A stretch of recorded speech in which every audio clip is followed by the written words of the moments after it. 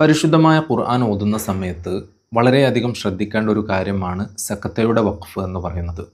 ഖുർആനിൽ 4 സ്ഥലങ്ങളിലാണ് സക്കത്തയുടെ വഖഫുള്ളത്.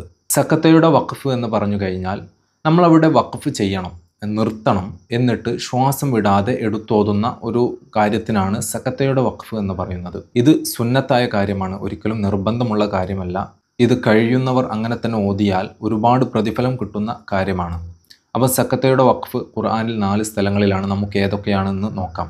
ആദ്യം തന്നെ സൂറത്തുൽ കഹ്ഫിലെ 1-ാമത്തെ ആയത്ത്. ബിസ്മില്ലാഹിർ റഹ്മാനിർ റഹീം. അൽഹംദുലില്ലാഹില്ലദീ അൻസല അലാ അബ്ദിഹിൽ കിതാബ വലം യജ്അൽ ലഹു ഇവജ ഖയ്യിമൻ ലിയുൻദിറ ബഅസൻ ശദീദ.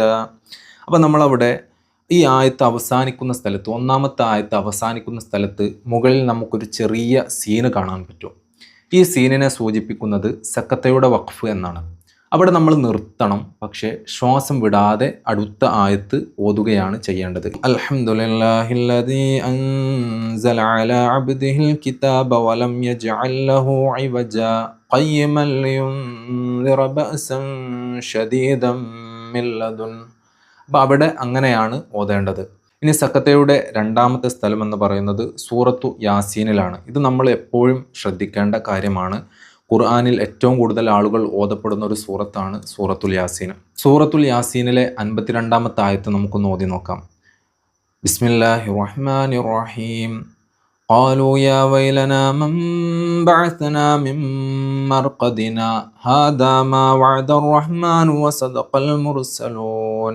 അവിടെ മിൻ മർഖദിന എന്നുള്ള സ്ഥലത്ത് നമുക്കതിൻ്റെ മുകളിൽ ചെറിയൊരു സീന് കാണാൻ പറ്റും. ഇതും സക്കത്തയുടെ വഖഫിൽപ്പെട്ട ആയത്താണ്.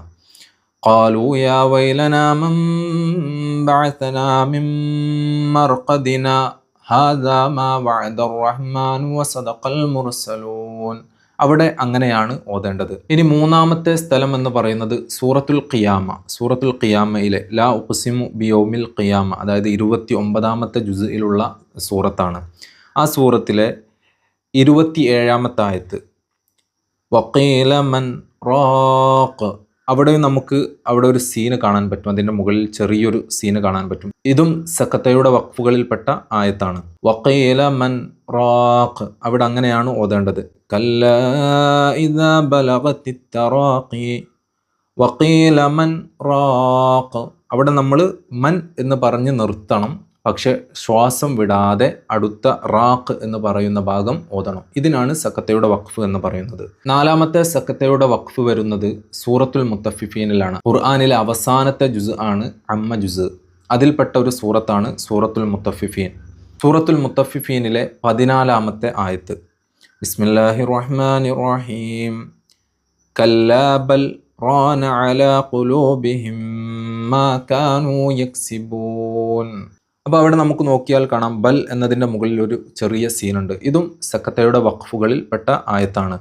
കല്ലാ ബൽ റാന അലാ ഖുലൂബിഹിം മാ കാനൂ യക്സിബൂൻ.